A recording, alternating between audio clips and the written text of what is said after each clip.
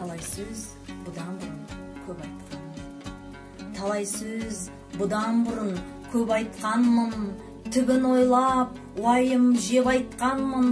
Ақылдылар арланып ұялған соң, ойланып түзелеме деп айтқанмын. Қазақтың өзге жұрттан сөзі ұзын, бірінің бірі шапшаң ұқпас сөзін. Көздің жасы, жүректің қанымен ерітуге болмайды ішкім ұзын.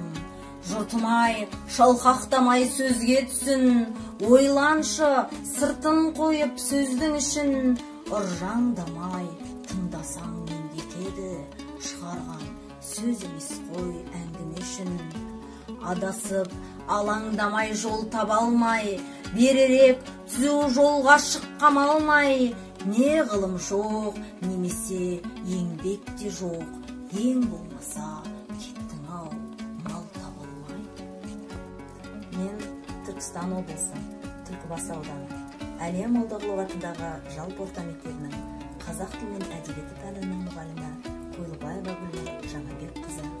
Абай Құнанбайұлы атамыздың 75 жылдық мерейтойына арналған жыр эстафетасын Алматы қаласындағы әріптестерім Мира Бартазатқызы, Жазира Қойбелдинова және Ақмарал Шатимірқызы әріптестеріне зор құрметпен жолдаймын.